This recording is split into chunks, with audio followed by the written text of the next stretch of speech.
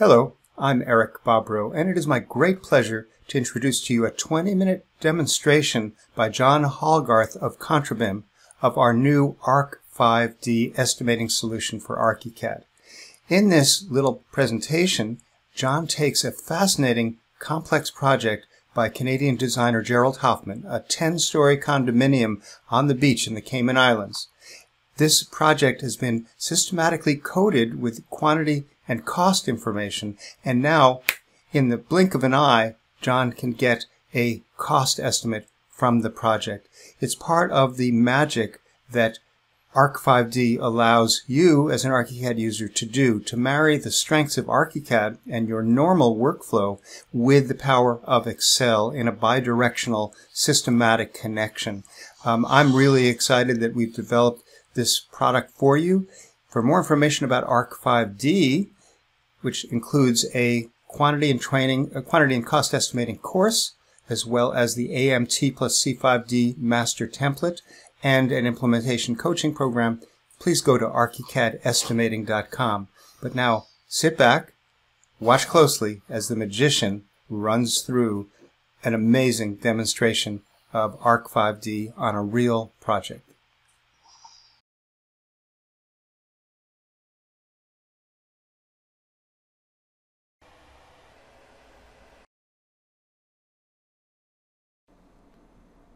Hi everyone, this is John here from Contrabim, and in this video I want to give you a quick tour of the AMT plus C5D example project that we're actually able to include as part of the AMT plus C5D collaborative template. Now this is a template that I'm developing with Eric Bobrow, where we're essentially taking master template and the best practices that he's developed over 10 plus years and loading it up with the Contrabim 5D estimating solution for generating quantity takeoffs and linking to Excel for calculating an estimate. And so I'm really excited about this collaboration, and we have some really amazing example projects that some ArchiCAD users out there have donated essentially for training purposes and for educational purposes, so that we can share these files with you, and you can actually go through, dissect them, kind of reverse engineer how we've set up the estimating workflow, so it's a little easier for you to go and perform this estimating on your own. So today I just want to do a real quick kind of test drive through this example project and introduce you to a little bit of the master template structure and the beautiful work done by Gerald Hoffman, who was the who contributed this project to for educational purposes. So with that, let's go ahead and take a quick look. So this is a 10-story building. It's got 2 units on each floor, and what's interesting about this is it's actually located right on the beach in the Cayman Islands, and so it's a really pretty fascinating project.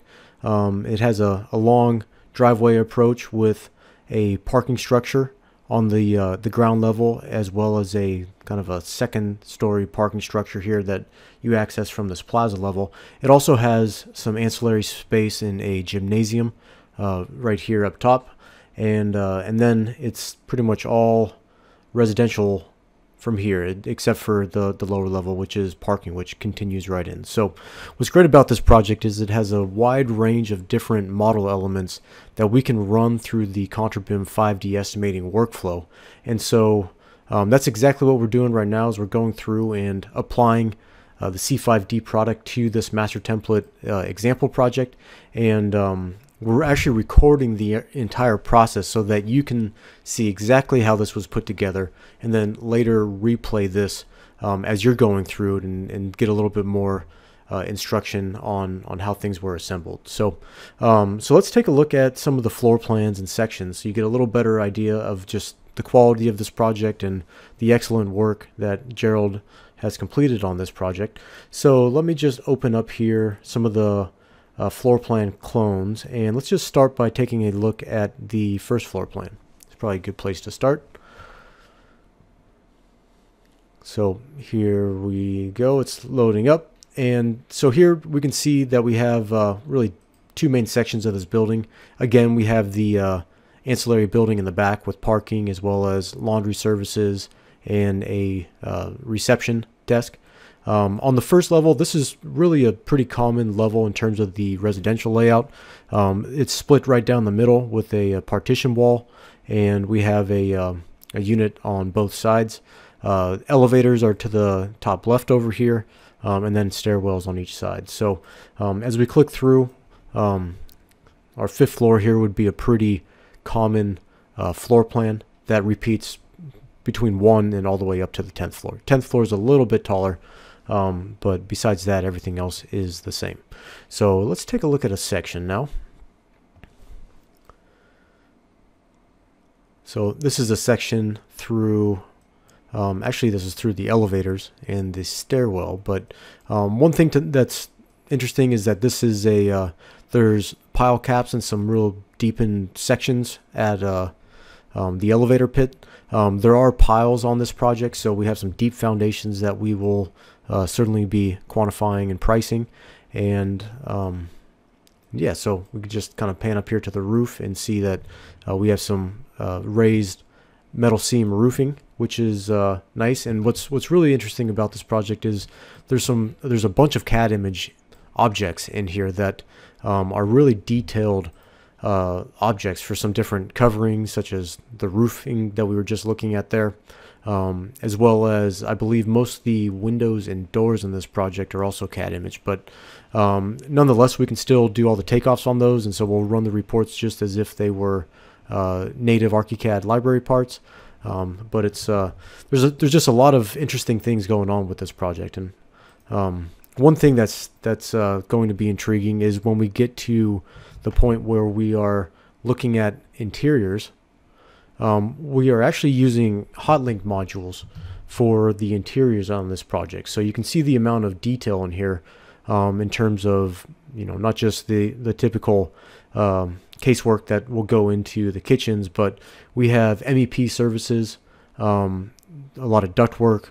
I think I know we have fire protection down on the parking levels that we can do takeoffs on, but yeah, we have quite a bit of different MEP elements that will add to the interest as we go through the step-by-step process of analyzing the project for quantities and producing takeoff reports, and also linking those reports into a cost estimate. So there's just a lot of really interesting things about this project, and we're very lucky that we can share it with you, and you can use it as a educational tool when you are trying to implement some of these workflows yourselves.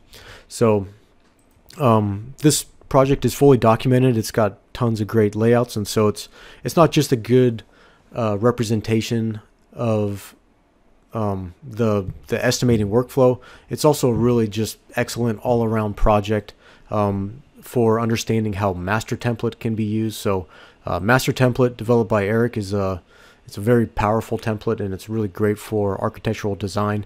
And so we're seeing some of the power of that right here through this example project, and it's really been fun to play with and build up. So let's take a look at a few more floor plans. There's some really nicely detailed structural plans, structural layout plans for the decks, as well as columns and walls. So there's some really nice documentation that has been all produced on this project. And yeah, so there's just, you know, a lot of different stuff here to take a look at. And yeah, really excited to be sharing all this with you as we are recording different videos and going through the workflow. So so let's talk a little bit more about that actual process here. So you'll notice similarly to the AMT plus C5D template, we have all these additional folders that have been added to the base master template file structure. We have in here a bunch of different checklists, one for just kind of recording the process as we go through. So let's take a quick look at this now. We, in part one of the video sequence of this step-by-step guide, we actually started just with this base file, and then we went through of the steps of importing properties as well as cost reports, and we made some modifications to the building materials, naming and ID, so that it all aligns real nicely with the cost reporting workflow. We created a link into our estimate template, which we did right here through our C5D estimating publisher, and then we established the link to publish this out to a location where we can then grab all those files and start loading them for estimating. We built some a target-based estimate, which was interesting because we loaded up. Let me just navigate here to our zones.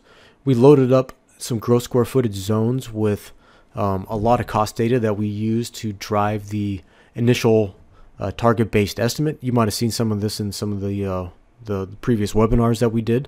And so there's the zones there, and we'll pull up the estimate here shortly to show you how that's all linked up. But we also, let's go back to our checklist. So we produced the target estimate, linked everything into Excel, and then now we're in the process of going through and loading each of the different quantity takeoff reports that get published out and actually linked into the cost estimate. So right now we've gone through demolition, we did all the concrete and precast, we did unit masonry and stone, we did all the metals, and our last video that we recorded was the video for the decorative metal, which in this case is all those really nice handrails, those glass handrails, which is a little different from the other metal fabrications and railings that we had on the project. But we're making good progress here, and over the next week or so we'll be recording the rest of these different cost reports. And again, there's really just a lot of interesting things to talk about as we're going through this. A lot of different systems that we can take a look at, whether it's windows or doors or MEP, piping, ductwork, and so on. So there's just a lot of really awesome stuff to take a look at. At the end, we'll spend some more time going through some of the Excel template calculations, as well as some other best practices for using this system. But it's it's moving right along. So let's take a look at just a few of them here. So let's just start by, let's go to our cost reports and let's just pull up, I don't know, cast in place concrete is always a good one to take a look at. So let's load this.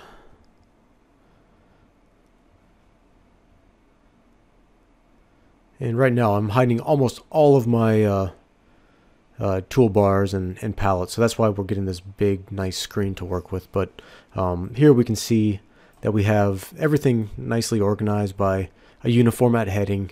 We've in this case, the element IDs of the elements themselves were really well defined to begin with, so we didn't have to do really much naming of these. You can see the type of elements that these are being drawn with. So pile caps in this case were drawn with slabs versus columns, which a lot of the times I'll use a column for that, but still serves the same purpose. In this case, we're assigning a lot of these based off either cubic yardage or square footage. And then we can see the quantities here. So we have counts, we have volumes, areas, surface areas, heights, and just more details as we kind of pan through here. And then over here at the end, we have more codes that we're using for organizing this into specific building packages, as well as, obviously this is concrete, so everything's on a concrete code at this point. But we also have additional codes here for different levels of reporting and identifying building systems. And so this is just a really great example. Let's grab this in 3D well, actually we don't have anything loaded in 3D. Let's go back to our C5D turn all on viewpoint, and that'll make it a little easier to select things here in 3D.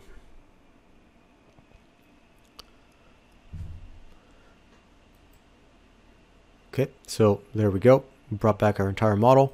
So now if we go back to our cost report and we just grab the very top line item here and highlight in 3D, it's actually going to grab everything in the project that is on this report. So this is a really powerful tool for just isolating everything that's concrete in this case and just seeing it all isolated from the rest of the project. So these reports can really be a really powerful quality control tool for just going through and reviewing model elements and making sure that they're on the right layers. You know, in this case, if I went through here to, let's pan down here a bit. We got a lot there under the upper floor construction. Perhaps there's a better way of looking at this if we say instead have our home story at the top and then our uniformat classification, this would be another nice way of just organizing our model and our view of the data that makes up the model. So we'll let this finish real quick and we'll see this by story. So let's just come down here and we'll grab just, I don't know, one story. Let's just grab everything on the 6th floor. We can highlight it and isolate it so that we can see we have decks, balconies, columns, walls, stairs, and so it's all nice and organized in our cost report now. So okay, so let's continue on. We'll pull up another one here, and so this is the unit masonry, which of course is going to be brick as well as concrete masonry unit, so CMU. So let's let this one generate. This is actually a little different type of report. The concrete report was an elemental based report. This is actually a component based report, which allows us to go a little deeper in terms of breaking out the components that make up a single model element. So if we have a wall assembly that has brick and CMU and insulation and gypsum board, we can actually separate all those out by using these component schedules. So here we can see we have a lot of CMU on this project. We have some balcony partitions. We could, well, I'll probably need to go back here first and deselect my marquee. So we'll bring back everything.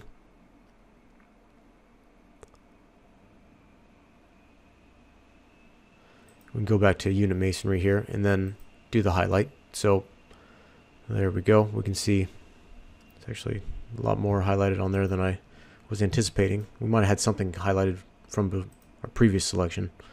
Oh, that's interesting. Why it's oh, it's because they're grouped. There we go. All right, let's bring this back and we'll go back to our report. And while this is loading, I'm going to open up our estimate file for this project so I can give you a little preview of how far we are and the cost that's been calculated.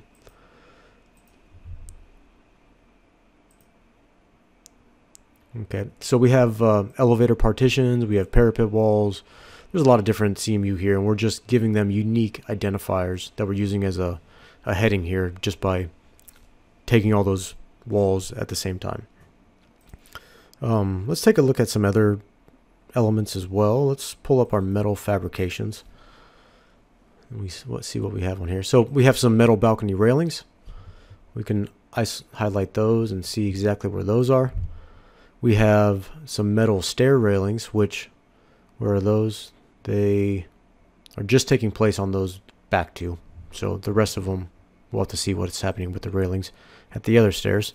We have a metal trellis at the roof, which right now we just put this on the this cost report just because it was easy to do at the time. We might move this later to a different cost report if we want to carry it under a different number there. So obviously we have some steel on this project. Let's see. Let's go to our decorative metal report. And in this case, decorative metal is really glass metal handrails is what we're pricing in terms of that trade package. So here we can see all those railings, and yeah, easy way to just highlight them in the model is just by grabbing them on the report. So okay, so let's take a quick look at this estimate template. Again, it's kind of composed with the same type of summary that we've looked at in other videos. So we have a target value estimate, which is being driven by those zones that we were looking at earlier. And then we also have, you can see that we're only up through division 5. You can also see that we've populated these reports with those cost takeoffs from the model, and now we've linked all this into our estimate. So here we can see just based off 300 per linear foot on those glass railings, which is pretty, I'd say, conservative estimate there. 400 for the barreled glass railings. We can see that we're just under around 275,000 for just that one individual scope. We can go back to the summary and see what we were originally planning. So we actually are only at $4.13 versus $6 per gross square foot. So we've transferred the cost from that value in our total over to our model base value. And we've done that in a few other cases as well, such as on metal fabrications. We had a lot less here than what we were anticipating. Unit masonry was quite a bit less, and concrete was really pretty close. So but some of those numbers we plugged in real quickly, and we might want to go through and make some quick adjustments. So so yeah, this is moving right along, and yeah, hopefully you're as excited as I am about being able to potentially play around with this file and kind of dissect the estimating workflow and how it's been built and linked into the Excel template. So again, this is a part of the AMT plus C5D collaborative template between myself and Eric Bobrow, and we're really lucky that we're able to share this example project with you. It's not only a great representation of master template, but it's also a really good way of kind of demonstrating how this cost workflow and how the C5D estimating product has been added on top of this particular example file. So okay, well, I thank you for watching, and for more information on the whole ARC5D solution, check out ArchiCADestimating.com. You'll see all the different details in terms of the template, as well as training and coaching coming up. So definitely we're going to be talking more about this project in the quantity and cost estimating course, and so I just invite you to check out that website, and I hope to catch you online in some of our in our classes. So we'll talk to you soon, and thanks for watching.